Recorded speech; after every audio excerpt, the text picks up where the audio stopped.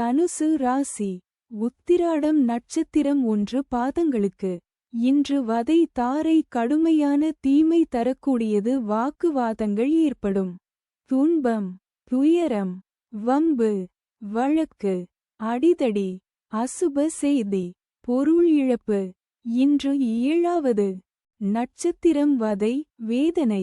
இன்று சந்திரன் பலம் 100% உள்ளது. பஞ்சபட்சி பலன் வளர்பிறை துதியை. வெள்ளிக்கிழமை அதிகார பட்சி தினம். இன்று ராசியான நாளாகும்.